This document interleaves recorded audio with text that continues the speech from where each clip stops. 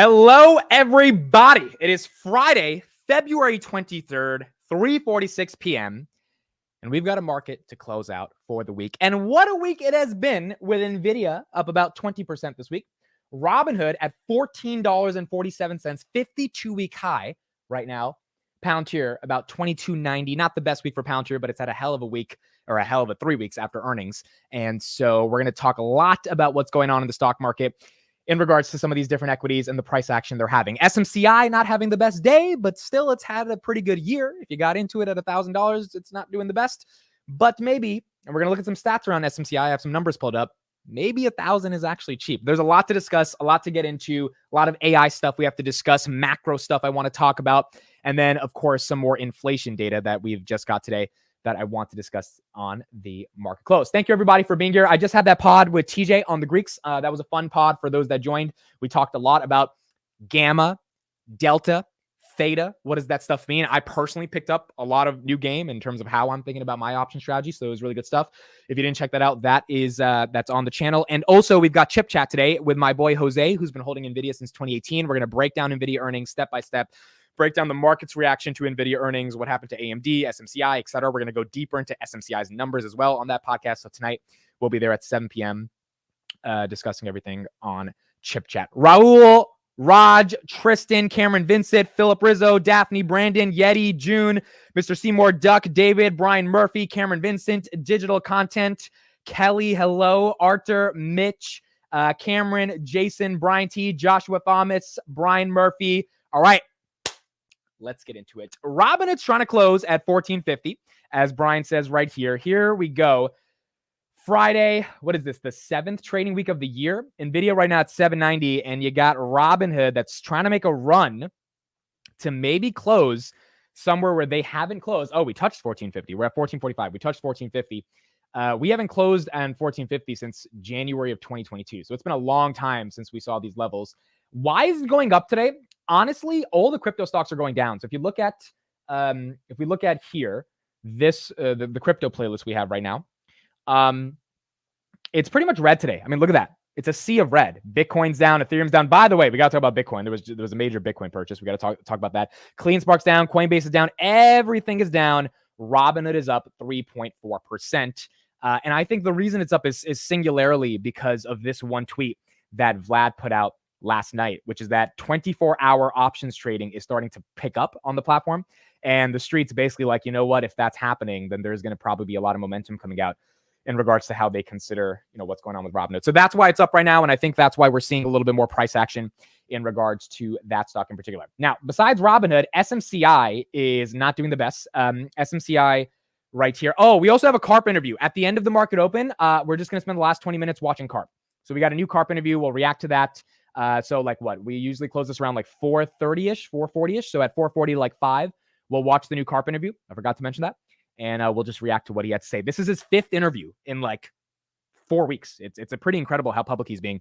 And so we'll react to some different stuff he talked about there. 858 right now, and SMCI down 11.97%. Now, the reason SMCI is down, it seems like, is because NVIDIA just didn't go up as much as it should. So NVIDIA barely up. It was up 5% today at 823. Then it chilled out around 790. It went negative a little bit. Right now, it's up about 1%. SMCI seems to be moving with NVIDIA. And if NVIDIA is not going up, if NVIDIA is barely moving, then SMCI is going down. It's such a weird inverse relationship between the two. But that's some of the problems we're seeing right now in SMCI. Rivian at 1013. Rivian, I think, bottomed at 1007 today and then bounced. So right now, we got Rivian down about 11%. And Rivian also is down today. Couple interesting stats I want to show you guys before we get into the bell. Number one, on Bitcoin, we got a massive Bitcoin purchase. Here we go. $1.3 billion of Bitcoin was bought today. 26,215 coins at an average price of $51,000. And it wasn't an ETF. So someone bought Bitcoin. We don't know who. This account speculated that maybe it was Bezos with everything he's been doing with selling, or maybe it was Zucks, right? It has to be some other high net worth individual. This is not an ETF wallet. The good thing about the chain of blocks is that you can see everything transparently. So an individual's address is linked to this, and it's about 1.3 billion of Bitcoin today. Again, the momentum we're seeing in the crypto markets, and this is also why Robinhood as a thesis here, is because if this thing is just ready to take off, there's going to be a lot of people chasing, and there's going to be a lot of money coming into those ETFs. A lot of those institutional investors continuing to get more of this. Corporate cash is the highest it's ever been in the past 40 years. Those, corporations might say, all right, if it's a legitimate asset, even if we just hold the ETF versus hold the asset, that's more inflows coming into the crypto economy. And that's why we're seeing right now a little bit more momentum. Now, Bitcoin's down for the day because there's definitely some sell side pressure at 52,000, 53,000, but there are people taking advantage of it at 51,000. $1.02 trillion market cap right now on Bitcoin. I didn't go through the Alex Karp interview. We'll do that at the end of the pod, or at the end of the market close. We'll watch it all together because I didn't get to watch it yet. Ethereum, $354 billion market cap. Ethereum has done pretty phenomenal over the past month. So right now, 1 month, it's up from 2,200. Wow. January 24th to 2,900 in the past month. Even in the past 7 days, it's up pretty nicely. We had the nice dip right here to 27.30, now at 29.48. As a result of that, Grayscale's Ethereum, not like ETF, but the thing that they have that tracks Ethereum, also has been doing well. ETH, I believe. This one is down about 2.9% of the day, but for the past week, it's up about 10%. And for the past 3 months, it's up about 52%, which is not bad at all. OpZ says, should I buy puts for next week? I've been thinking a lot today about the market. I've been thinking a lot about where this market's going. And I want to say we're at a little bit of a short-term top, which is very, very likely, in my opinion. But the more I think about it, the more I'm just like, I don't know what the catalyst is to create a massive sell-off. Like, and please help me in the chat. You got to help me. I am thinking, what is the catalyst? What is the thing that gets everything to just sell off and have some catastrophic, decline? And catastrophic to me is not 3% pullback. Catastrophic is more so around 10%, and that's not catastrophic. That's healthy. But I don't know, dude.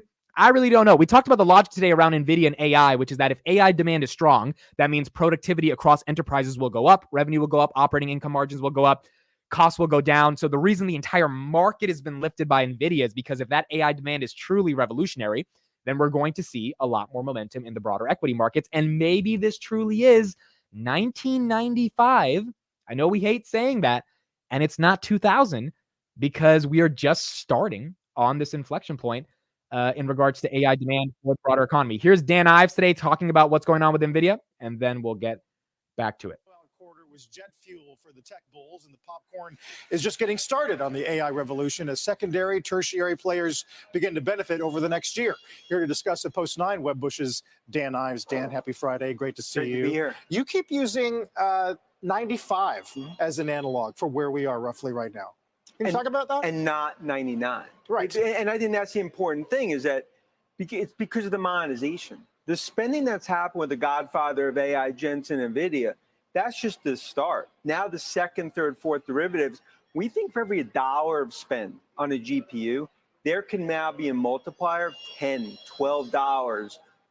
You think about that multiplier into software, into chips, I believe the AI party has already begun. Are you going to ignore any kind of inventory corrections, even if they're short and shallow, on a quarterly basis? You're just going to ride this for the next 5 years? Look, and I'll be in Asia next 2 weeks, so we're going to have to navigate around it. And you have some supply issues, regulatory, but ultimately, what we look to where this is all going, I mean, I'd say we're in the dugout to first inning. Not even the batter's box. Not even the batter's box relative to the overall AI revolution. And even though we started here from the godfather of AI, Jensen, it's now, you see what's happened in Redmond. You look what's happening at Google. Look at Amazon. You look at names like MongoDB, Palantir. Now investors are focused on, okay, who's the second, third, fourth derivative, which is why we believe that this tech bull market has a lot of legs going to 24, 25. Can you explain the multiplier effect for our viewers and exactly where you see that filtering, and also kind of the time frame by which it filters through? Because that's important here, given just the, as you mentioned, we're in the batter's box of monetization. So how soon can you really see that multiplier effect trickle into earnings? That's why Kramer talks about Taylor Swift moment for tech. And I agree as a Taylor Swift moment, because what's happened, you look at that dollar for GPUs. Now, Copilot, you got to go to Microsoft, build out the foundation. What does that do to what's happened? Redmond, we saw that in the earnings. Then the use cases. How do you actually deploy in the use cases? Mongo, Palantir, Snowflake, data. You start to go down the list. The multiplier for every dollar of GPU Now it's the software ecosystem. And this is really going to bring a tidal wave to spend on software for, I'd say, infrastructure. And then you look at services. And I think that's why a lot of these stocks, people will talk about it's a bubble in 99. I disagree. Some of that covered tech stocks back then can't even compare relative to valuations, balance sheets, and monetization. And that's why the monetization's happening. And we believe the AI revolution, it's a get out the popcorn moment. I'm not saying you're not going to have some little speed bumps here and there relative to where we see this year. You know, and it's really interesting because obviously I've talked to Dan Ives and he said the exact same thing on my channel, which is that he was around during that bubble. And a lot of these companies, they didn't have the balance sheets. They didn't have the free cash flow. They didn't have the buyback capabilities. They didn't have the growth. They didn't have anything other than the dream that they could one day, you know, have monumental numbers, but there really wasn't the technology to support that. There was the technology in some core companies like the Amazons and the eBays to an extent of the world, right? But it wasn't really there.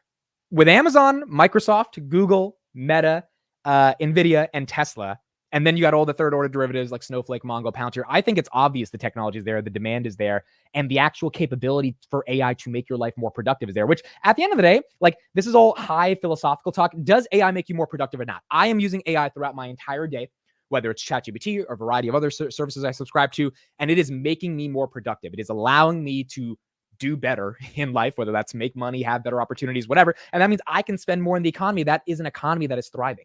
And if that's not going away anytime soon, yeah, there's some bumps in the road, but NVIDIA's numbers showed us that's not going away. I think we're going to be all right when it comes to where this market is ultimately going. Robinhood right now is at, S&P's at 508, so recovered a little bit on the day, up 0.18%. Where is Robinhood to end the day? 1450. There you go.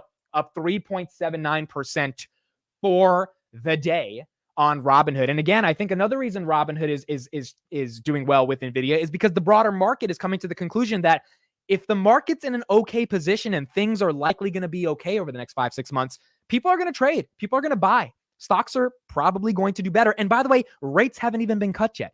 So if rates haven't even been cut yet and really retail has not come back into the market, Robinhood is just getting started. And I think the broader equity market is taking a notice on that. Right now, Robinhood is at $12.6 billion, cash on hand, $6 billion. So you're basically paying $6.5 billion in enterprise value for a company that's growing 37% year over year, for a company that just bought back 55 million of their own shares, and for a company that just did $3.8 billion in deposits. Is that worth $6.5 billion? Probably not. It's probably worth a lot more. And if that's the case, I think that's why, you know, you're seeing a little bit of upside momentum for Robinhood. There were those. Oh, Shake Shack. So Arlene's comment here says, for something not AI, Shake Shack has been on a run. Good recent earnings, up over 90% since November, up most of the day today. Then a bill pullback around 130. I've looked at this stock before, but never really gone into the financials. $98, 4.1 billion. Arlene, you got me interested in this one. I'm definitely going to take a look at it because this might be a little bit of a Wingstop or maybe a little bit of a Cheesecake Factory. Wingstop had a phenomenal run. I know they had a not the best earnings yesterday, and they're down. Oh, they're up today. I think they were down like 5% the other day, but they were at 250 back in July. Now they're at 339. So maybe there's something here. Shake Shack from a Peter Lynch perspective. I mean, people love Shake Shack, dude. People absolutely love this. I mean, their burgers are, I haven't had it in a while, but this is one of those things that definitely I'll take a look at. $4.5 billion market cap. And we'll go through their earnings as well, because I think they just recently had earnings. So we'll pull those up and see what it's looking like for Shake Shack. Cards 84 says SMCI is down 11% because it's not wearing the leather jacket. Yeah, exactly. That's why we're seeing it. All right, folks. It is Friday, February 23rd, 4 p.m. Thank you all for being here. The stock market is now closed.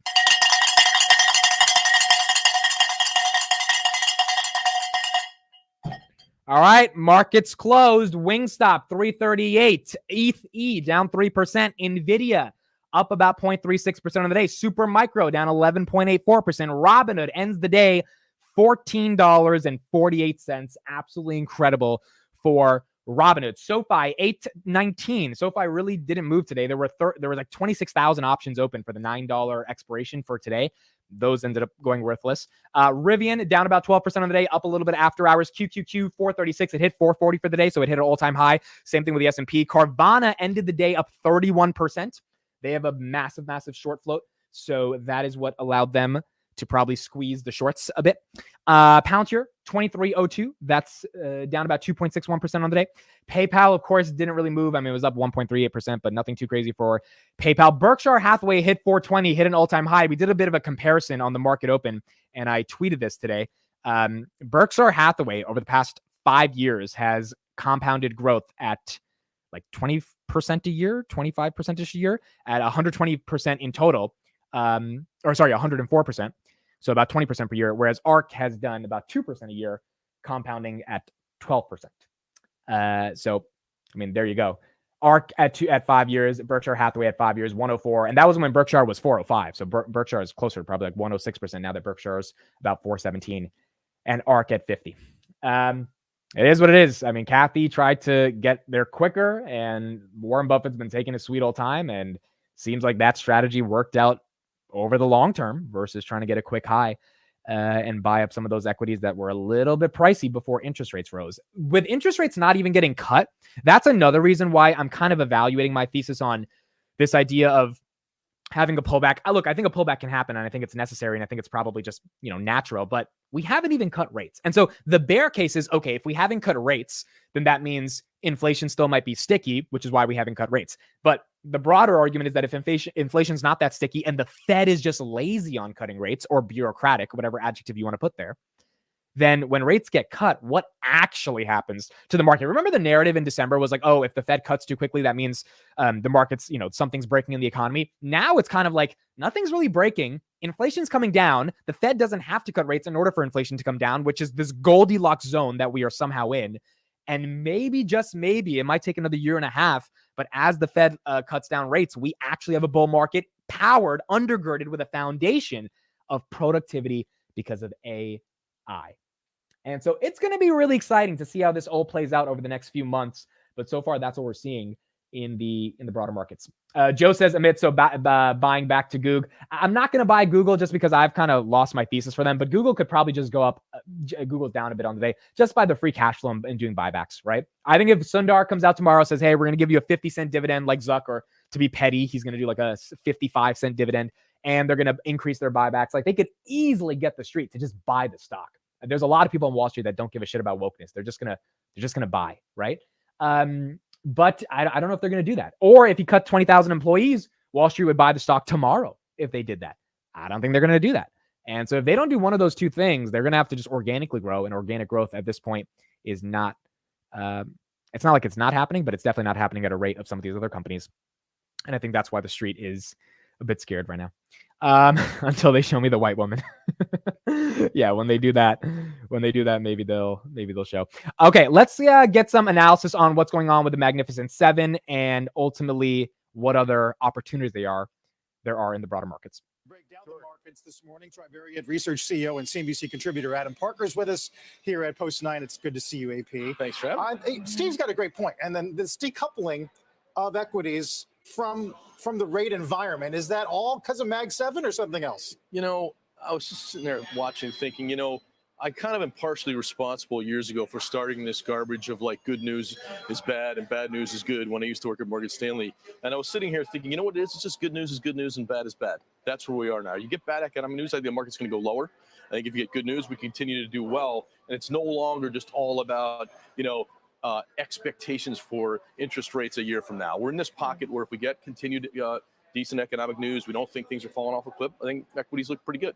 So we're in the normal, God forbid, good news is good for markets and bad is bad. Maybe that's where we are. I know that what doesn't work is good economic news is bad for markets for a long time. I get how you get a little hawkish, you get worried. That's always a 2-day thing.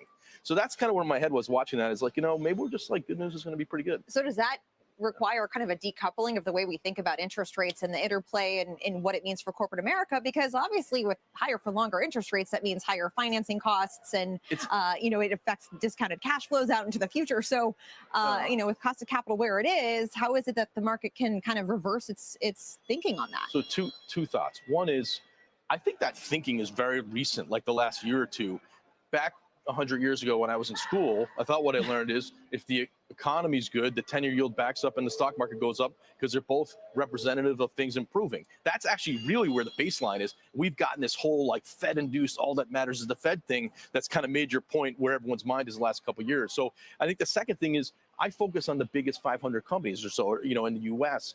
And you know, this will be dismissive. I'm sure I'll get some commentary, but basically the S&P 500 companies don't go bankrupt. Okay, they both basically, okay, one or two every few. So they have high quality. He's pretty right about that. I mean, the criteria to get into the S&P 500 is already so hard. So if you fall out those criteria, you'll fall out the index. But if you fall out the index and then go bankrupt, you know, you weren't really an S&P 500 company. Balance sheets. The cost of capital, which you talked about, is really more for profitless businesses in biotech, refinancing the capital markets activity. It's not really when you look at the biggest 100 companies that continue to do well. So that's kind of my two thoughts on what you said. And then in the setup of the show, what I thought was interesting is just the magnitude of the moves you talked about on earnings, right? Where, you know, how much these stocks are up. You didn't mention, I think, Melly, that thing's down. It's like there's just big moves going on underneath. So I'm kind of tired of people whining about all that matters is the Mag 7 and that's all I have to get right. No, there's tons of alpha stuff going on, as you point out in some of the names you went through. So there's some stuff going on. But are you saying that the Russell is outside of your realm of interest? No, it's just that it doesn't work unless you think gross margins are going up for the average company. To say that you like small caps means you're very bullish. You think, and you also think rates are coming down quickly because those companies are not profitable. They need rates to come down, and you know, Jay Powell said that's just not happening anytime soon. That it's a risk-on trade that happened in November. Why? Because financial conditions eased, and that's all that mattered. Now, for you to believe that we have this broadening rally, everything's awesome, you're bullish, and you think margins are going up for lots of companies, and their estimates are going up more than Mag 7. But you've written recently that you think margins arguably have bottomed. I think they have bottomed, and that's why I'm bullish on a lot of things. But I think you have to own the Mag 7. You know, I don't see how you can take the risk of being underweight that group unless you're wildly bullish. What about just the broader macro conditions here? I mean, you've basically said a soft landing kind of coming into view here. Is that more dependent perhaps than what we're getting out of the Fed with regard to maybe preemptive rate cuts or something like that? You know, it's funny, like if you go to Trivariate's website, you search on Powell, it says 0 search results. Why? Because I have no clue. Okay, I've worked with really smart people at big firms, and they're not good at it either. It's just really hard and unknowable. And so I think that's why I focus more on the corporate earnings and the big companies. And I look at the big names and their numbers, the biggest 20 U.S. equities, the earnings numbers are up a lot. And that's why I want exposure to it. But okay, so I just wanted to play that clip because it's pretty obvious that a lot of people are starting to realize this narrative, right? And we've been struggling on this narrative on the market close, market open for the past week now, which is that, okay, market's gone up. So like the way gravity works is shit goes up, it has to eventually come down. And the problem with that is that if the market is in this unique sentiment where all these things are lining up, again, inflation coming down, what he says, good news is good news. So the unemployment data we got yesterday, that we have 12,000 fewer people week over week that we expected, or month over month, that filed for unemployment. That's great news. That means more people don't need to get benefits from the government. They're finding employment. Why are they finding employment? Because companies are offering jobs. Why are these companies offering jobs? Because they are making enough money to pay people in order for them to get a job. So like the economic cycle is working. You got a unemployment rate that's stuck at 3.7. That's good for the economy. But is that good for inflation? And what he was saying right there is that, well, if we see inflation data is coming down and that's not really bad for inflation, well, then good news is good news. And you got a situation where maybe you got to be in the markets and you can't just time it and get out of it because you're expecting this epic crash, because everyone who thought the epic crash was coming in 2023, all the bears on the street, even what's his name? I think Greg Branch, who came on CNBC a couple days ago, he's been bearish. You know, he's been calling for 3,800 on the S&P. He said, no, 4,400 now. He had to go up 600 points just because he came to the conclusion that actually, maybe I got it wrong. Maybe the market has enough gains to sustain themselves. If you're a bear, the more the stock goes up, the worse you look in terms of it getting to your target strike price. Because if it doesn't get to your target strike price, it's likely not going, you know, to get there anytime soon. The more pullbacks it has, it keeps going to a price that's above your strike price if it keeps going up and up and up on the pullbacks, because it just gets to a higher price than it was before. So it's tough. It's tough to kind of analyze this, but it's also not that tough if you just think good news is good news, and that means the market's going to interpret it in a more positive way. We've got some breaking news out of Apple. Let's look at this. Apple and their India iPhone business. Very interesting stuff here. So let's talk about this for a second. Apple numbers came out from India. And right here, the iPhone shipments in India grew 39% year over year to 9.2 million units, making it iPhone's fifth largest smartphone market. Apple's long-term bet on India is beginning to pay dividends. The company's revenue in India jumped 42% year over year to 8.7 billion, Morgan Stanley wrote today. This is from 2023. This means that India represented 4% of phone shipments in revenue, up from 3% in calendar year 2022 and 1% 5 years ago.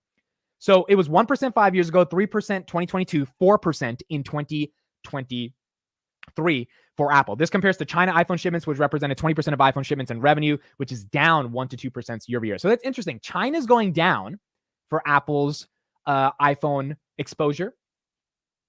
India's going up. Now, China's so much bigger than India, so there's a high delta there. But regardless, we are seeing a little bit more growth in India. And here's the actual chart with all that data materialized. You know what's interesting about India as well is that every single person on the street or every single research firm thinks that India and Latin America are kind of the next big growth drivers for the broader economy. Because in an economy and like in capitalism, philosophically, you need growth in order for this thing to keep going. Right? Like this is my kind of thesis on the Vision Pro. My thesis on the Vision Pro is that we've gotten to a stage of capitalism where everyone is so bored of the innovation that we have that it's forcing people to engage in virtual reality. I don't think it's a necessity. I don't think spatial computing is like needed. I think the iPhone was needed at one point, right? Spatial computing is a nice luxury, but to me, it's just a laptop in the air, right? You have multiple tabs open in the air. It's not that special to me, but you know, it's probably going to do really well.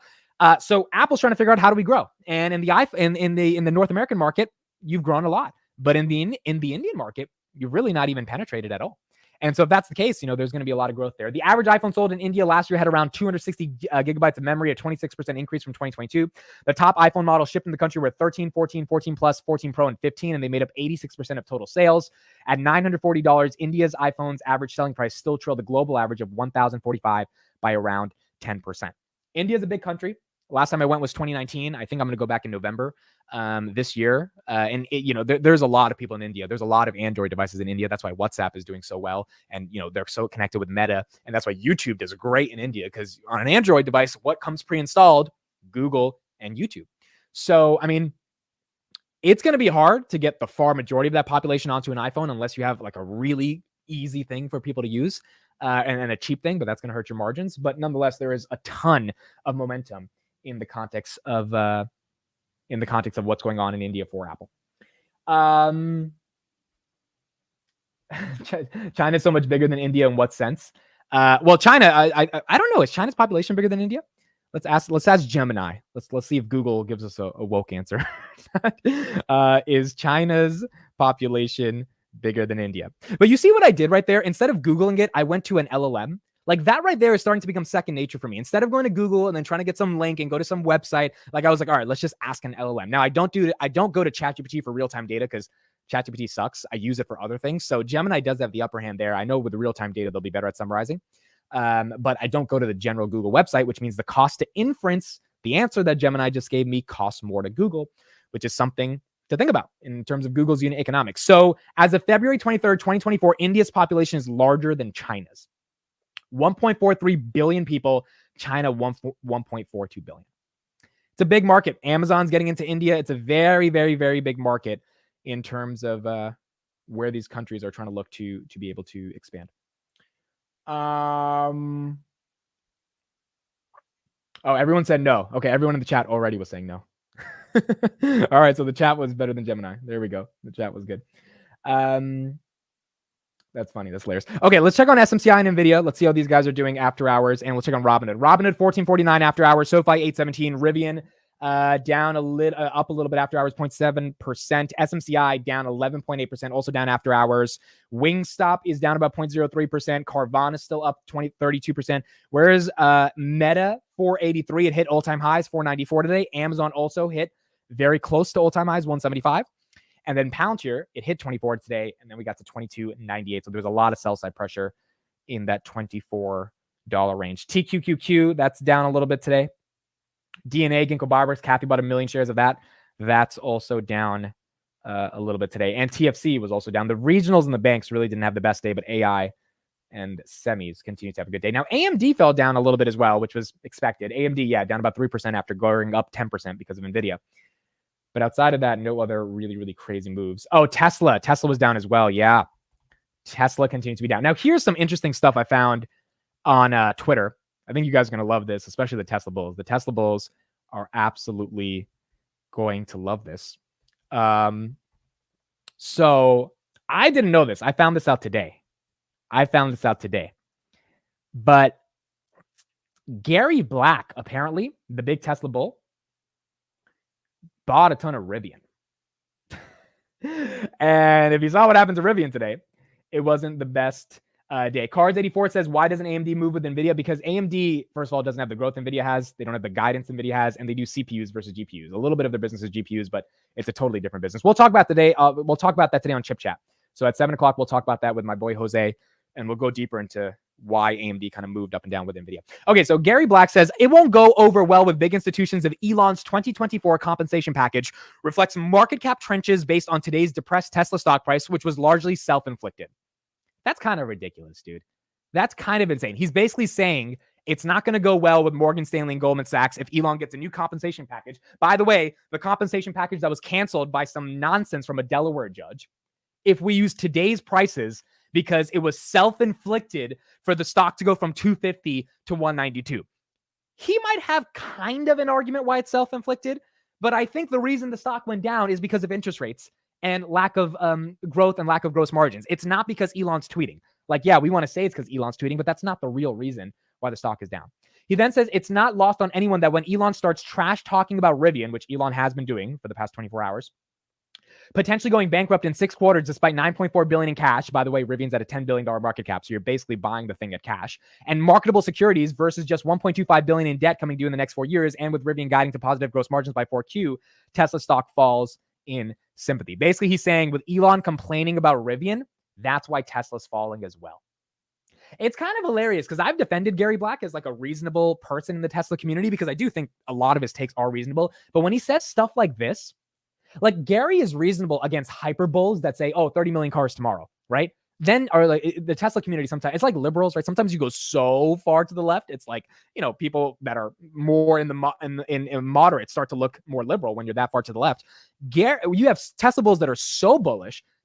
Gary looks bullish when he's moderate, but he says stuff like this and he just looks dumb. I mean, like to say Elon tweeting about Rivian is why Tesla's going down is stupid. By the way, Tesla's at 194. It was at 181 last week. So it's not like Tesla's still up for the past week. And then he got into a little bit of fight here with Alexandra Boomer Mama. She says, what are you saying? He says, there is near zero chance of Rivian going bankrupt in the next 6 months. So why is Elon floating the idea they might? Pushes Rivian stock down, which pushes Tesla stock down in sympathy. Makes no sense. I think the reason Elon's talking shit about Rivian is because they're a competitor. Why do you think Elon's talking shit about Google? Because he's building Grok. That's a competitor to Google's Gemini. Like, Elon's just a CEO that talks his talk and is not afraid of any of the implications of what he tweets about. We know this for Elon. Also, because he owns the damn platform. So he kind of feels like he's not going to get censored off of it. And he's talking shit. He's a CEO. Like, this is sports. This is business. You're going to talk shit about your competitors. It is what it is, right? So I don't think he's necessarily doing that to tank Tesla. And if he is, it's not working because Tesla was at 180. It was at 179 2 weeks ago. It's at 190. Reacting to a 2% intraday move on a Friday when most things sell off usually on a Friday is kind of ridiculous. And it reduces Gary Black's credibility when he cries wolf. Yeah, that's the saying, when you cry wolf over something that's not happening. Because there's legitimate things to complain about at Tesla. This is not one of those things. Not in my opinion. Not in this case. Elon cultist not helping. Yeah, and look, that's not the best either, but Gary acting like that is also not the smartest here. Cash King says Rivian tanked because of poor guidance. Tesla didn't do any guidance for 2024. Amid how many EVs will Tesla sell this year? Guess what, Cash? It's going to be way more than 50,000. It's going to be an order of magnitude more. Like, that's not a good argument. You can say that Tesla didn't give any guidance, which I've said many times on the show that Tesla, analysts are scared. Even Dan Ives has said that because Tesla's giving guidance. Tesla's going to sell more than 1 million vehicles. And remember, they didn't say they're going to sell less vehicles. They said they're going to sell a number of vehicles in terms of growth rate that is notably lower than last year. So if they were growing, I'm just making this up, 15% year over year in terms of deliveries, they might grow 7% year over year in deliveries, but they're still going to sell more, they're AKA deliver more cars than they did last year. Last year was 1.8 million. So conservatively, let's say they do 1.9 million. That's way more than like the 14,000 Rivian did. It's a little bit more. So, I mean, you're saying, will they sell more than 2023? Yes, I think they will. Because again, the rate of growth will decline, but not the overall growth. That was evident in the earnings deck. I think the problem with Rivian right now is not that it's going to go bankrupt. It's that people are afraid that they're not really doing anything. Again, I will say, I've said this a couple times over the past week. Rivian has spent $1.4 billion in operating expenses to deliver 14,000 cars. Tesla spent $2.4 billion to deliver 445,000 cars. There's a difference there, right? Now, the case for the stock is intriguing because Rivian's at a $9.6 billion market cap. They have literally $9.6 billion in cash. Last time I checked, they were $10.2 billion. So they were trading a little bit above cash. Now they are literally trading at cash, like just pure cash. There's a compelling case to be like, well, can it go lower? Which it can, but I don't think there's a compelling case to be able to say that it's a better investment long-term than Tesla. Not in my opinion. Not with what is going on in regards to Tesla. 2.2 million is my estimate. Yeah, I think they could do 2.2. I think 2.1. What is the growth rate? How many did they deliver in 2022? It was 1.4, right? So let's calculate that.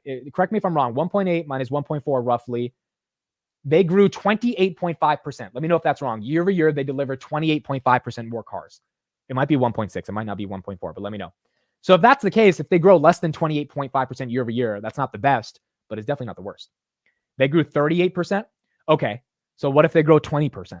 Like, again, that's not the best given the valuation, right? But it's also not, it's not Rivian numbers. So I think they have a little bit more margin of safety when it comes to Tesla. Let's listen to Cameron Dawson. Oh, actually, no. Forget Cameron Dawson. We got our boy, Tom Lee, who's on CNBC. Let's get his thoughts today on what's going on in the macro. Here we go. And then we'll listen to Cameron after this. Sentiment is pretty stretched. Everybody's long. You really think there are that many people who are still non-believers in this? Now, I know there are some out there because I hear from them, but you really think there are that many? Yes. I mean, I think there's a couple of reasons. One is many people think the stock market's very concentrated and the FANGs or the Mag 7 are expensive, but NVIDIA's free cash flow yield is 3%. It's the same as the S&P. It's actually not expensive. And I think there's still this inflation mindset that inflation is stalling or could come back. And so investors are kind of inclined to short the market. And I think the best evidence that sentiment's still pretty negative is I hear people talk about the market being expensive, but outside of the FANGs, it's trading at 15 times forward. I mean, that's never been an expensive multiple. It's just people look at the price appreciation of the market and because they may not have participation, think it's a bubble. You don't have any concerns at all that it might be, especially, stocks like NVIDIA, which, as we say, seemingly, went from 1 trillion to 2 trillion in market cap, quote unquote, overnight? I mean, in some ways, I think, stocks rise rapidly when either estimates change or they want to reprice the future growth. What's interesting is NVIDIA's free cash flow was $7 billion a year ago. It's now close to a $50 billion run rate. So it's gone up by, 7 times, and the stock price hasn't risen by that much. I don't think we will have a bubble until the consensus declares there's no bubble and there's no risk. And then that's when we're likely in a bubble. But I think a lot of folks raising the prospects that this is a bubble means it's still early. So Tom right there, some people might say that's naive analysis, but if you really break down what he's saying, I don't think it's naive at all, especially because this is a guy who talks to, his words, hundreds and hundreds of institutional clients every single week. What he's saying there is that everyone's saying it's a bubble, therefore, we should be scared. But in the stock market, when everyone says one thing, usually the other thing tends to happen. It's just the way kind of market psychology works. So from a market psychology perspective, he's saying, well, everyone thinks there's a bubble. And if that's the case, maybe there's not really a bubble going on. Maybe there's a lot more juice here left to squeeze, especially with NVIDIA's numbers. Once everyone says there's not a bubble, which means NFTs start going for $2 million, right? We see real retail speculation. We've seen it kind of with Lunar and some of these other companies, but until that becomes mainstream, maybe we actually have a lot more room to run. The market seems to be giving the Fed the benefit of the doubt that though it might not cut as early as it once thought, it's going to cut at some point this year. There has to be the expectation in this bull run that cuts are coming. sometime this year, I would imagine. What happens if they don't? I mean, if the Fed doesn't cut, I think it would pose quite a lot of risk for the stock market. I don't think the Fed's going to hesitate just because the stock market's risen or the ISMs have turned up. You know, the Fed's policy rate of close to 5.5% is the highest policy rate in the world for any developed country. Look at the US 10-year, it's at almost 4.5%. Germany's 10-year yield is 2.6%. I think that the bond market itself is telling us that the Fed is overly restrictive right now. Do you think they should cut in March? I think the probability of cutting in March is higher than what's being priced in. And a lot of it will depend on what February CPI looks like, which comes out March 12th. But, you know, we think there are some anomalies in the January CPI, including poor seasonal adjustment and the fact that auto insurance is actually accounting for almost more than half of the rise in the supercore services number. And if those start to show improvements, I think whatever sort of hot CPI we saw in January and the repricing reverses to a large extent. What happens if it's not March, and what happens if it's not May? You know, if it's not March and May and it's not even looking like 2024, I do think it puts pressure on stocks. But if it's a Fed that isn't satisfied with 6 out of 7 good inflation reports, and they suddenly move this, you know, the guidepost has to be 9 out of 10, I think the stock market gets impatient and just rallies anyways. But it just really depends on the path of inflation. The other, you know, issue, I suppose, as some are talking about, is this whole loosening of financial conditions because of this AI boom in the stock market. Do you think that's an influencer on the Fed? And on one hand, we're all revved up as bulls because we look at NVIDIA going up every day and we're like, wow, this is incredible. Look at these new records. But there's a price to pay potentially for that. And that is perhaps putting off these rate cuts further than we're able to tolerate. You know, the AI boom is creating wealth, right? People own the stock. But as you know, that isn't been translating into necessarily consumer spending incrementally, especially for the average American. And if the AI boom is actually replacing the labor market, because that's really what is being targeted, right? Turning a service job into a piece of silicon, which 98% goes to NVIDIA, that's actually deflationary, and it's actually deflationary to the labor market. So I think the Fed— That's an incredible point right there. I mean, he's basically saying, yeah, we're getting wealth because of AI, but it's not necessarily translating from a direct one-to-one proportional correlation to the consumer spending, but rather it's in the literal manufacturing of what it takes to create the epicenter of what creates productivity, which are the chips, which ultimately replaces labor at the end of the day. And that's what's leading to larger deflation, along with China exporting a lot of deflation over the next coming months because their economy is struggling. And so that's an argument for why stocks are going up. Fed doesn't necessarily have to be worried if AI stocks are actually booming. And so the reason Fed doesn't have to be worried about if AI stocks are booming, this is different from 2021. Tom's argument there is that the reason the Fed does not need to be worried about AI stocks booming is because it's deflationary.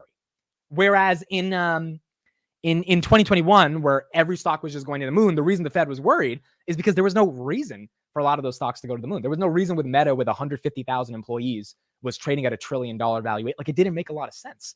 But now with all these companies that cut so many costs, that are putting up the numbers, Square has been a company that has been absolutely decimated over the past year. The reason Square is up 13% is not just for the hell of it. It's because they put up the damn numbers. It's up 16% today. They put up the numbers, had a phenomenal earnings call, increased their expectations for gross profits by $200 million. Like, they're growing. And they're growing in large part, and Jack Dorsey said this throughout the call, because of AI integrated into financial services, making their platforms and user experiences better, which goes back to this whole Dan Ives thesis that AI is in every part of our lives. It is bigger than the internet. You got, NVIDIA's thesis, Jensen Huang's thesis about accelerated computing and generative AI transforming how users will engage with the new economy we're in. And if that's the case, this is 1995, not 2000, which means maybe we don't need to have a massive stock market crash. Lisa Su sold $20 million of stock in AMD. It's a good sell. It's a good sell. That shit ran up for no reason because of NVIDIA. That's a good sell, dude. I would high five her right now. That's it's not bad. Now, granted, long term, you probably don't want to sell your AMD if you're a retail investor because, I mean, Lisa Su has many, many, many billions of AMD shares, so she doesn't have to really worry about it. But if you're a retailer, I think you just enjoy the ride, dude. I really just think you enjoy it. It's okay to take some profits, but it's not crazy to enjoy the ride here. Okay, we got some breaking news. Wall Street Bets just responded to my tweet. I didn't even know they had a Twitter account, but they have a Twitter account. So remember I tweeted in the morning that the Reddit Wall Street Bets subreddit is a key risk to investing in their stock. That's what Reddit said in their S1. This was crazy. I mean, this was just hilarious seeing this. Wall Street Bets account said the name's Himothy. That's hilarious, dude. This account has 560,000 followers. I didn't even know there was a Wall Street Bet account, but yeah, they responded. So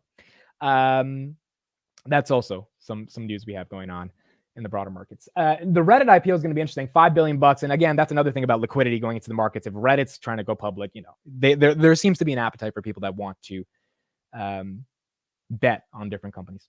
Let's take a look at some equities after hours, and then we're going to watch Alex Karp, a new 20-minute interview. We're going to react to that, and we will see what's going on. NVIDIA right here, 790. Google, 145. Tesla, 191. Rivian right here, $10.14 after hours. Robinhood, $14.49 after hours, up 3.65% on the day. SoFi, about 8.18. Affirm, 36.91. Lunar, that one was up about 15.8%. Again, I would not chase this thing. It's up another 4% after hours. I know it's so tempting, and a couple years ago, I probably would have chased this. This is one of those drinks where you're going to have to, this is one of those stocks you're going to have to drink the alcohol without the chaser, which means you're going to have to deal with looking at your own stocks, not looking at this stock, even though you want to chase it, because you can't. I mean, you can, but it could result in really bad things. I mean, think about SMCI. A bunch of people chased this one today, and didn't work out, right? Down 11% on the day just because they thought NVIDIA would run. It's hard to chase these things. It's just really hard. And I don't think it's something that you would want to do, you know, even if you think there's a chance you could win. Palantir to end the day, 22.97, down about 2.63%. Okay. So why hasn't Intel followed NVIDIA? Well, that's a good question. Intel's obviously not growing like NVIDIA, but I mean, that's another thing, right? Why hasn't some of these semi stocks played with other stocks? If you thought NVIDIA was, or Intel was going to the moon because it's in the semiconductor space, you would be wrong, right? And that's the problem with chasing.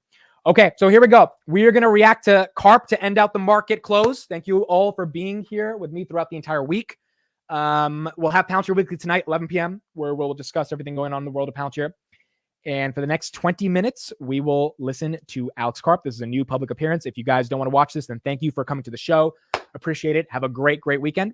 And if you guys do want to stay, we will react to Karp and then analyze what he said after these 20 minutes.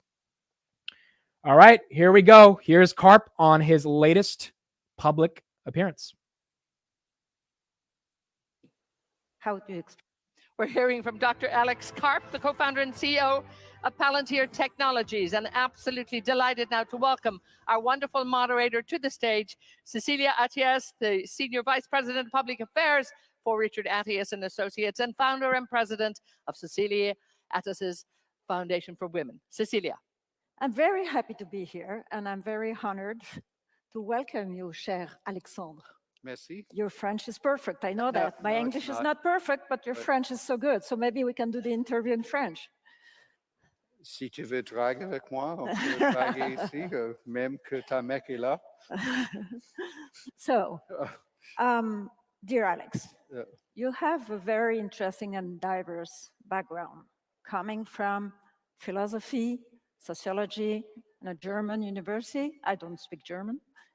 And going to one of the most influential tech companies in the world. It's fascinating how someone with such a background in social sciences transitioned to successfully into tech industry. How do you explain that?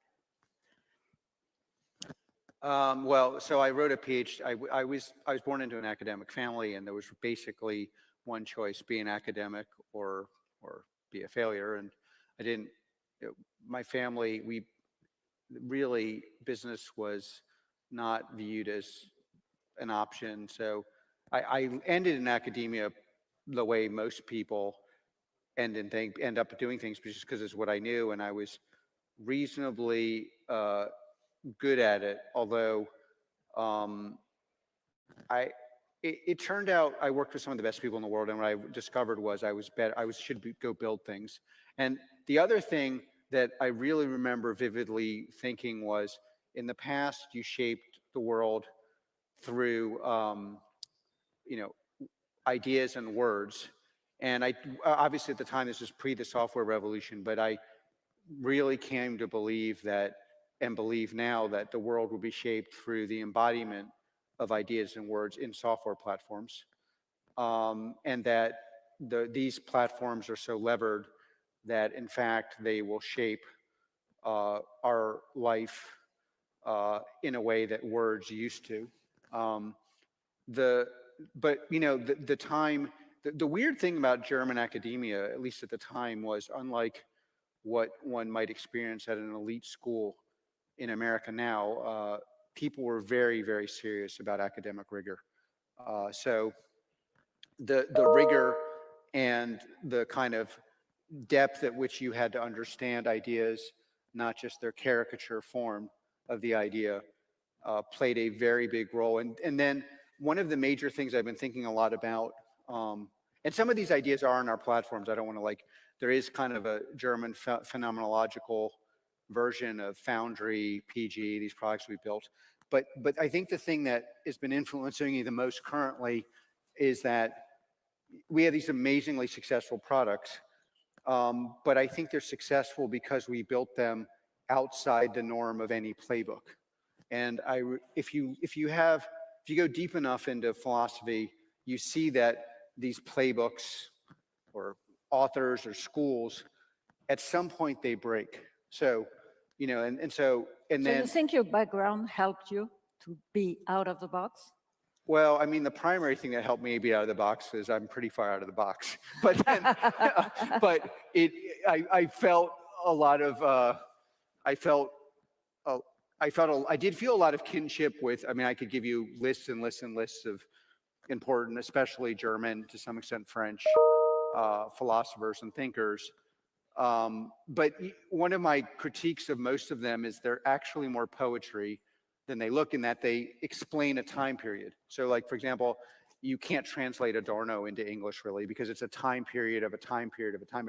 And what we're experiencing now across the West is that the playbooks, financial playbooks, the people who understand them, hardware playbooks, the people who understand hardware, political playbooks, left, right, center, ways in which to deal with issues, wars, crime, education, raising GDP. The old expertises really are not as helpful as you would think. And so one of the reasons why America is leaping forward is we have a much greater community of non-playbook players than any other place in the world. And so, for example, if you've built a great hardware company, that's probably not very where you want to be when you evaluate software. If you have a deep rigor of the political dynamics of a culture, you probably are getting massively manipulated by people who know a lot less, but they, so, and what's super interesting about the AI revolution is almost none of the playbook rules make sense. LLMs by themselves aren't that valuable, so it's confusing people. It's like, yes, there's poetry and videos, but you can't get better margins, you can't rebuild your manufacturing, but actually you can if they're processed.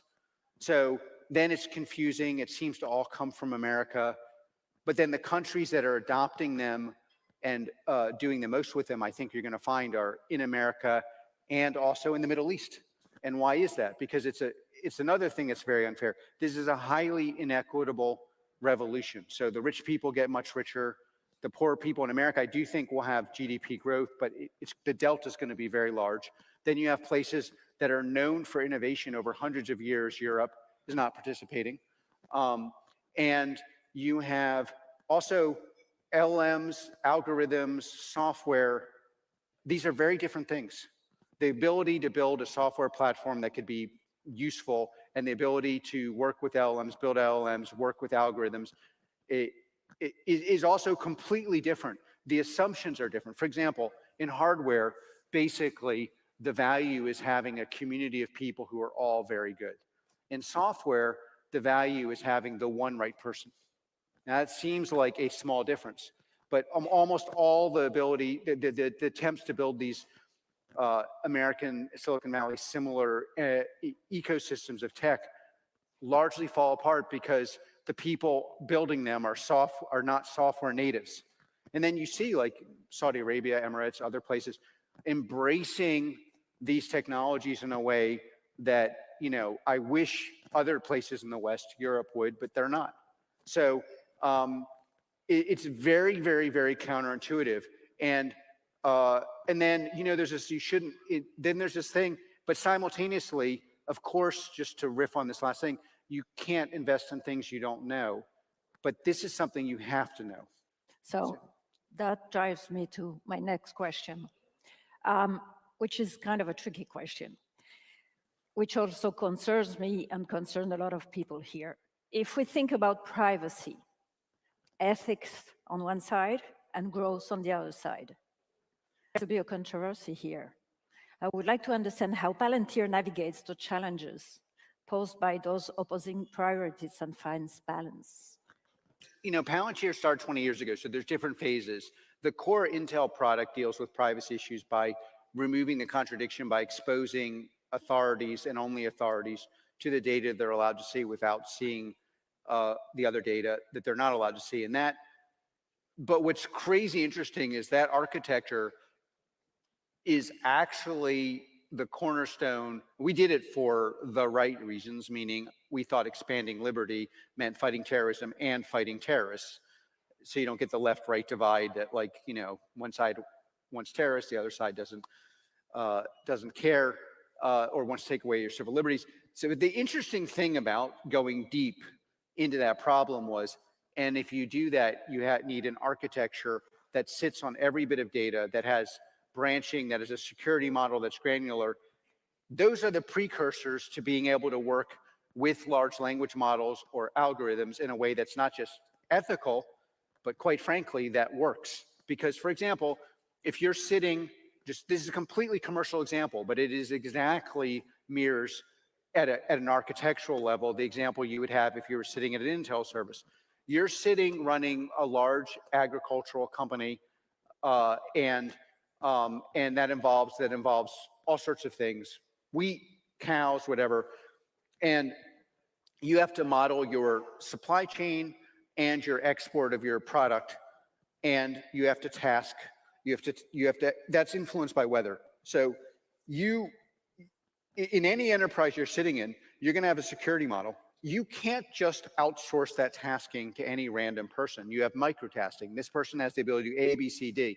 How do you interact with the large language model to find the satellite, to task the satellite, that can look for this kind of weather conditions that's cheaper and another kind of weather conditions that are more expensive, without outsourcing the logic of your enterprise, outsourcing enough of the logic of your enterprise so the LLM understands the use case, without exporting so much of it that the LLM owns your use case and your business? And how do you control who sees what and when this tasking happens? Those are exactly the same kind of issues you have if you're running an Intel service. Who gets to see who this crime network?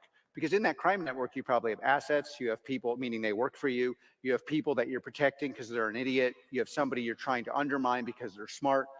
These are architectural cornerstone issues that are vital to every enterprise in the world. And if you don't think they're vital, you will not be able to interact with the enterprise as it's currently conceived, meaning the people managing it, without paying attention to these issues. It's basically a non-starter. So the overarching thing I would also say is, I'm very pro civil liberties, but you have to both augment civil liberties and augment GDP, and they're not in contradiction. And what you will find is that often people who are allergic to technical issues are actually the adversaries of the Enlightenment, because if your enterprise doesn't work, your country doesn't work, and nothing can work, and mostly because you're so lazy, you're not willing to take the time to go figure out how these issues are solved technically, or you're so arrogant that you don't believe you have to understand these issues, you are actually the person yelling at me, you should be yelling at yourself. We're on the side of enlightenment. You're not on the, laziness is not, laziness, ineptitude, and watching your society go over the edge is not the friend of your enterprise, your country, the betterment of human rights. And so it being like choosing to be a Luddite for whatever reason, because your country is not producing the tech people, or because you used to, investing always worked this way, or honestly, most importantly, because you don't like hanging out with the person who has the knowledge, or you're threatened by him, her, that's actually what stops the development and completely backfires. And I'm very proud that that is the line between Germanic PhD level professional education and what is happening across America with my product, and presumably in other contexts, and then on the battlefield. Absolutely. So I would like to have, for the people here, to have a clear understanding of the contribution of Palantir and the role in Palantir in the world. If you could name one thing that you would be proud of, one just simple thing that would make a positive impact in the world, what would it be? Well, I'm very proud that there have been innumerable terror attacks that have been stopped in Palantir in Europe. And I would say, in all modesty, if they were not stopped, you would have a very different political reality in the West. And that's just a fact. I love when I'm getting yelled at in cities in Europe. I'm like, keep yelling at me. The only reason why someone's not goose-stepping between me and you is my product. Say thank you. So it's thank you. Thank yous will be accepted. Will be accepted. Look, the fundamental reason for America's outperformance right now is tech. Palantir plays an enormous role on the commercial side. On the warfighting side, we've entered a phase where real battles happen in very complicated electronic suppressed environments. You can't use old hardware in those environments anymore.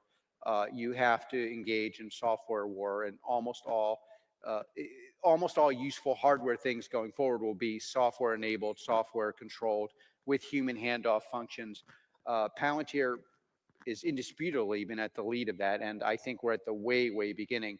I would say, from a technical perspective, the thing I am most proud and in awe of is we've built these products that looked like kind of marginal luxury products, built in part by Palantir, their madman leader, and outside the norm IQ people didn't want to hang out with. And lo and behold, they're exactly the products everyone needs now. And we never had high sales. We are not in conformity with whatever you've been taught you're supposed to say that you don't believe that you have to say. We've never done that. And we're winning. And winning, by the way, again, something I wish we would teach more at our elite schools. It's very important. This like I lose and therefore I have a higher value and therefore people respect me is BS. And we don't stand for that at Palantir at all. So tell me, we live in a very difficult time of wars, conflict everywhere. Palantir operates worldwide and handles critically sensitive data. Could you tell us how tech companies like yours are affected by geopolitical conflict, particularly when it comes to data ownership and data privacy? By the way, I neglect to say I'm very honored to be on stage with you. Oh, come on. Yes, people may not, but like when you have a question, you need a wise answer, you're one of the first places people in the know call. And I'm very honored to be here with you on stage. Thank you. Look, the core issue that companies have in the environment we're in is companies were built in a world, for a world, and the tech that they've employed have by and large been built for a world that is global and peaceful, and where every day there's less violence and bigotry, and your supply chain is never disrupted, and your primary task is to tax optimize in a rational environment that every day gets more rational. That playbook is out the door.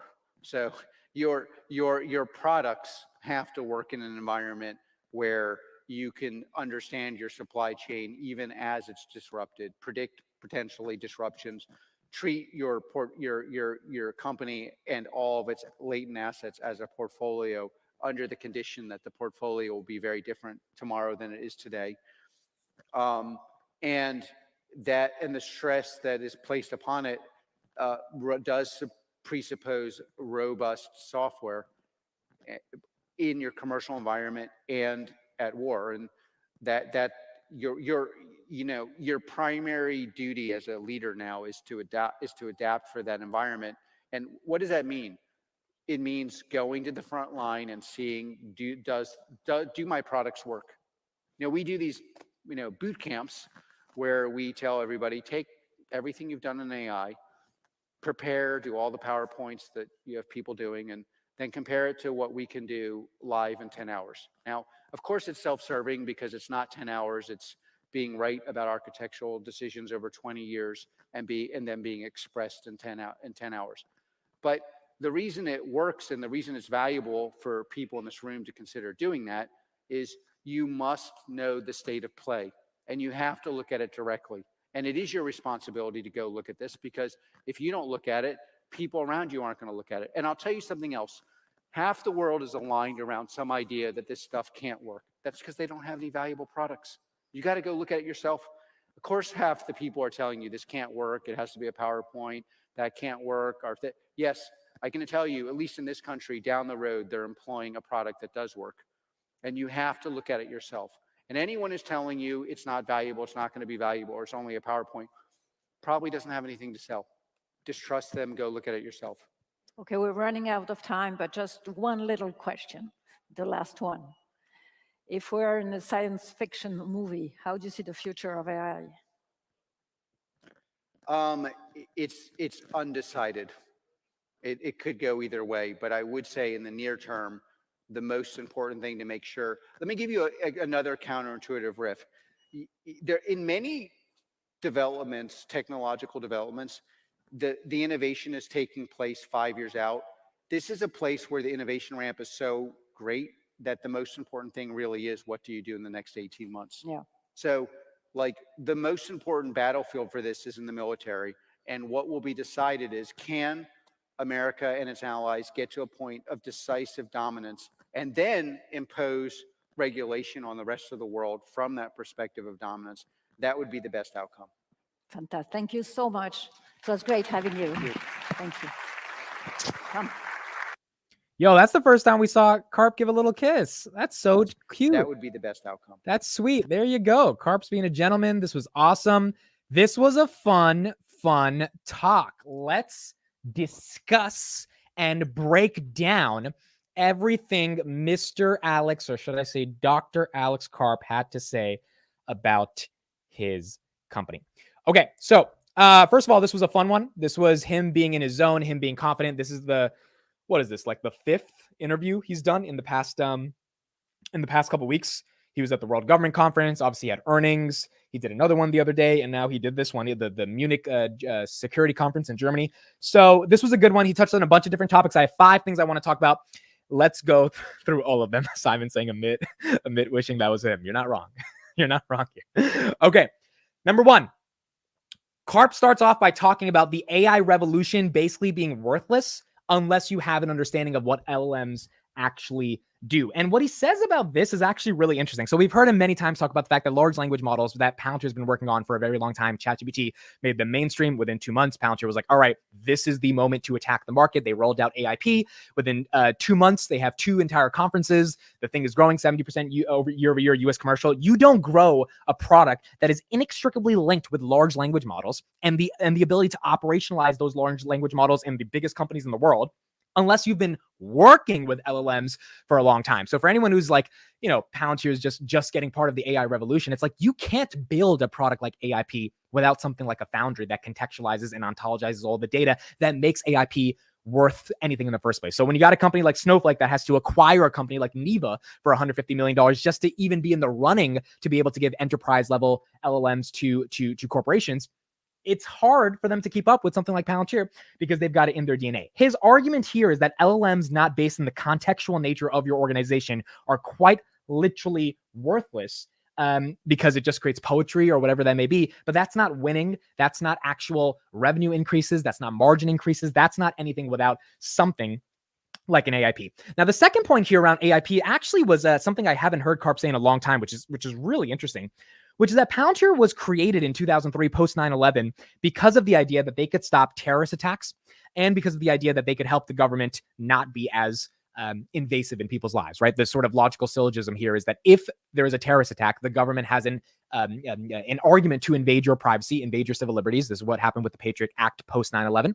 And so if you stop terrorist attacks, which means you work with the government, you actually protect civil liberties, because if you have less terrorist attacks, you have less intrusion from the government, which means you have a broader ability for individuals to live more free lives. Now, Karp's argument here is that the core innovation in 2003 behind what they built with Gotham was the contextual ability for certain organizations and the what he calls architectural capability for either individuals or organizations to not have access or to have access to certain types of data. So, for example, if you're looking at a data set and you're the CIA and FBI in the United States, you're two totally different organizations.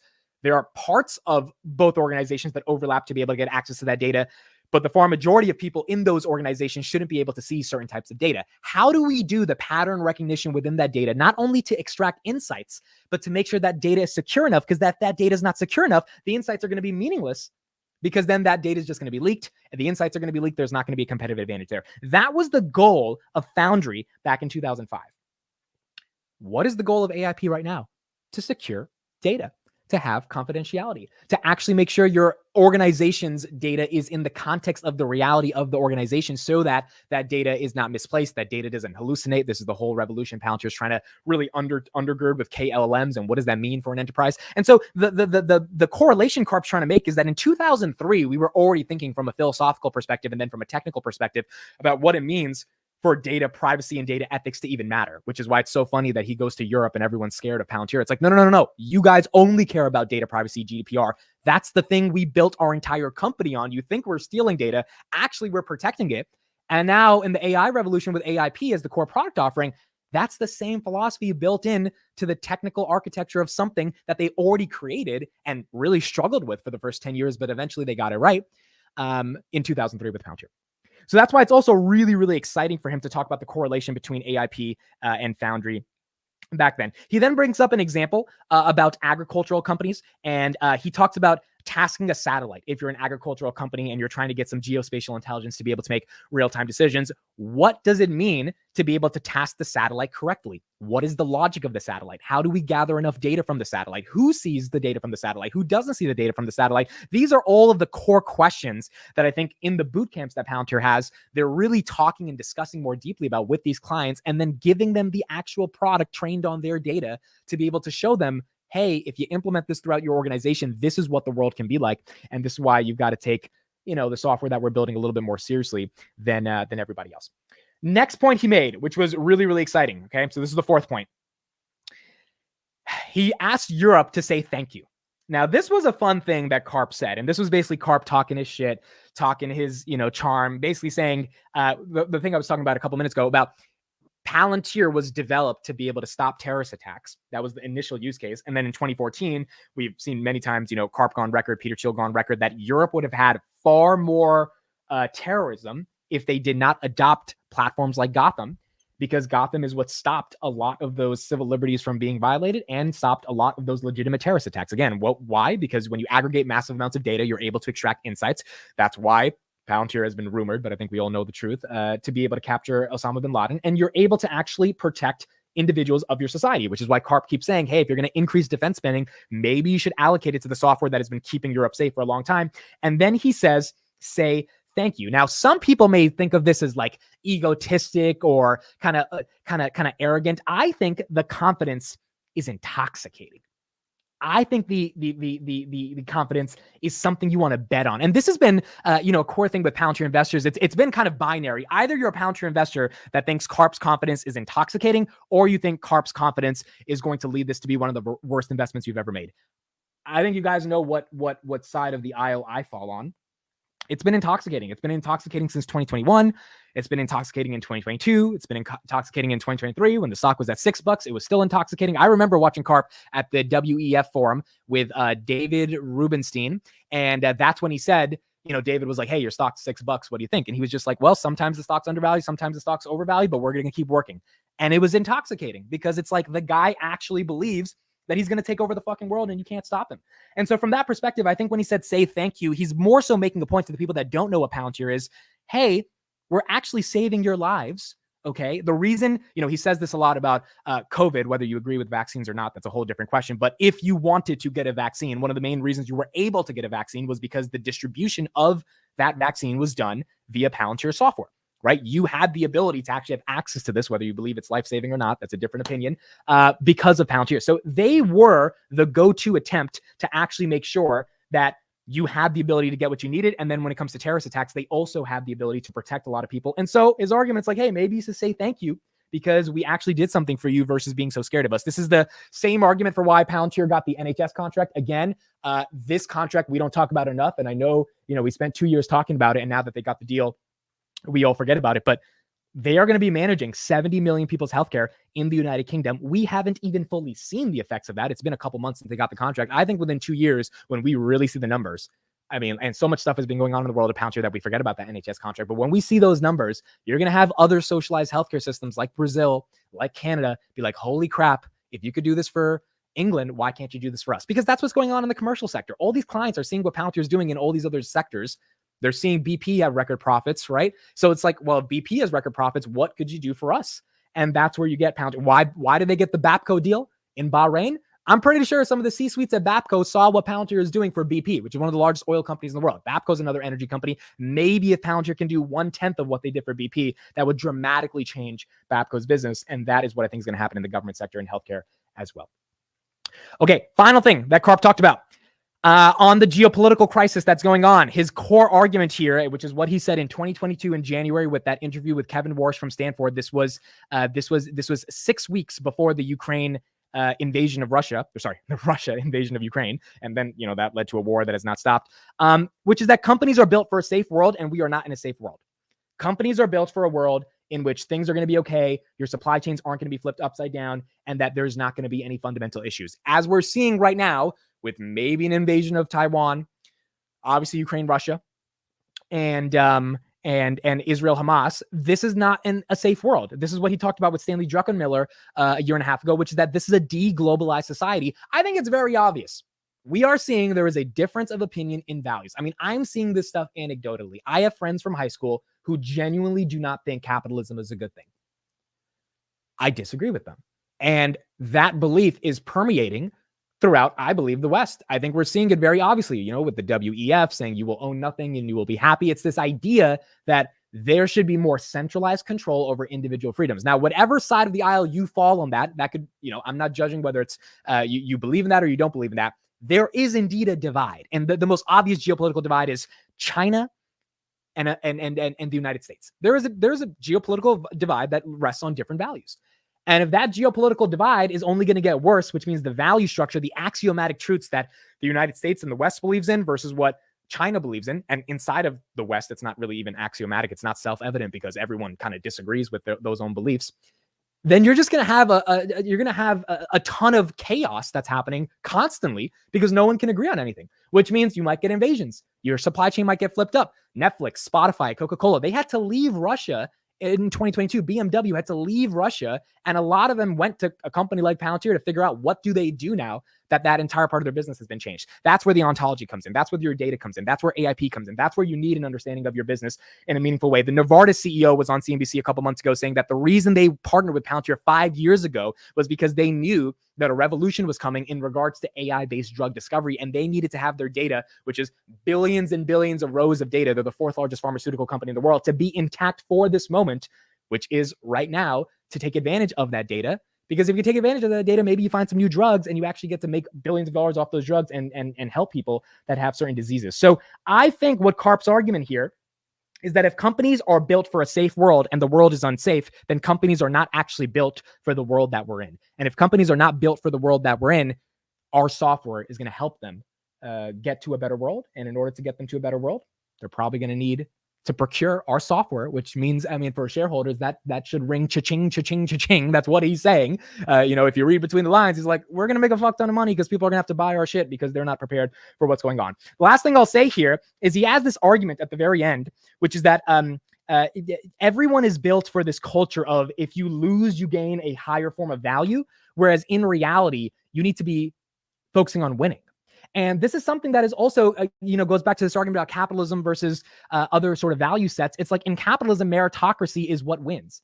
And what we're seeing throughout the world is that, maybe winning is not the best thing. Maybe we shouldn't applaud winning. Maybe we should look at people that are not winning and figure out how to give them an advantage or figure out how to help them try to, be equal. And so this divide is going on, and it's not a black or white issue, but what Karp's broader argument is that if we are not going to encourage winning, we are not going to drive results. And this is why I love being a Palantir investor, because you're not investing in bullshit. You may think the valuation is stretched. You could have whatever other financial argument you have about the company itself, which I know some of you in the chat, like Michael, I haven't heard from you from 3 years, Michael. You somehow showed up in the chat now that Palantir is $24. I remember you telling me at $7, Palantir is never going to hit $20. So now you can show up and say the valuation is overstretched. But what you cannot deny is that Palantir is a team of motherfucking winners. And they're trying to win. Now, will they win long-term? Who knows? I think they will, which is why I'm putting a bet on the company. I'm sure other people think they will. But they're a team of winners. They've innovated in sales via boot camps. Karp said they don't have a sales force because salespeople don't win. Salespeople make phone calls every day. Engineers win.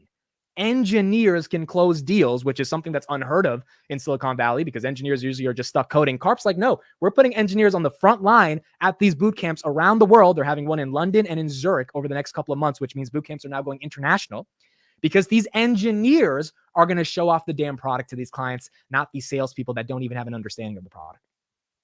That's what's happening right now with Palantir, and that's why it's really, really exciting to see what's going on in the world of what they're trying to build and what their sales process will look like. I want to end it off on this idea of winning and losing with a clip from Jensen Huang. I actually saw this clip a couple of days ago, and here's him talking about the concept of failure. I think this is very valuable. It's a 2-minute clip for anyone that's pursuing anything in their life, trying to build something for their own, but it also speaks to what Karp is saying about what it means to win and lose.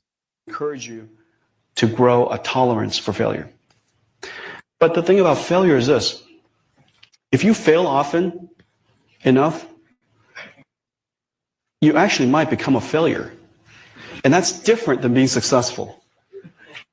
And so the question is, how do you teach someone how to fail, but fail quickly? And to change courses as soon as you know it's a dead end. And the way to do that is we call it intellectual honesty. We assess on a continuous basis whether something makes sense or not. And if it's the wrong decision, let's change our mind. And a lot of people say CEOs are always right and they never change their mind. That doesn't make any sense at all to me, especially when it violates the first principles of what we want the company to become. An innovative company that invents amazing things, that solves problems for the world that it sometimes didn't even know it had. Right? If you want to do that, then you have to cultivate that tolerance for risk-taking, and you have to then teach people how to fail, but fail quickly and inexpensively. And so innovation requires a little bit of experimentation. Experimentation requires exploration. Exploration will result in failure. Unless you have a tolerance for failure, you would never experiment. And if you don't ever experiment, you would never innovate. If you don't innovate, you don't succeed. You'll just be a dweeb. What he's saying there is so exciting because it's not like Palantir hasn't failed before. It's not like Palantir hasn't struggled, right? They lost in 2018. If you guys do some research, they lost Coca-Cola, they lost American Express, they lost Home Depot. They lost a bunch of these clients because Foundry sucked. It wasn't good. They messed up. They lost Morgan Stanley. There were some leaks in the bank, right? They were dealing with a lot of different issues, and it took them some time, but they figured it out. I mean, if you listen to Joe Lonzo, one of the co-founders of Palantir, he said for the first 3 years, they couldn't figure out how to sell to the government. Now they're helping other companies sell to the government. It was really hard for the first 3 years as they started. So what Jensen is saying there is that when you're failing at something, you have to fail very quickly and then move on. They were failing at sales all throughout 2021 and 2022. And Karp was like, you know what? We're going to pivot. We're going to acknowledge this traditional cookie cutter way of failing is wrong. It doesn't work for our culture, our company. It definitely wasn't working for shareholders, down 80%. We've got to pivot. And if you're a good enough, innovative enough organization with the right talent, the right people, you can pivot and actually figure out how to pivot in a way that leads to shareholder returns and eventually long-term success. And it seems like that's what Karp's attitude is overall for Palantir. All right. That's it for me. Thank you, everybody, for being here. This was a fun breakdown. I'll post this as a separate video tomorrow. I'll cut this up, and you guys can check it out there. And anyone who didn't see it can get to listen to Karp talk and my breakdown of it. I thought this was a fun talk. I think he's getting out there. He's being more public. And I think they're going to do another AIPCon eventually, right? We're a couple months into the year. So AIPCon 3 should hopefully be happening soon. And when that does happen, it's going to be exciting to see all the new companies that are using AIP and what they have to say about Palantir. All right, that's it. I'll be on 7 o'clock with my boy Jose, Chip Chat. We'll be discussing NVIDIA earnings. So 7 p.m. I'll be live again, which is the 4th live stream for the day. And then the 5th live stream for the day will be Palantir Weekly at 11 p.m. We got to be working. We got to be working. Thank you, everybody. Appreciate it. If I don't see you for the rest of the day, have a great weekend. And I'll see you back Monday morning, 8:45 a.m. for the market open. Thank you, everybody. Appreciate it. Have a good one. Bye-bye.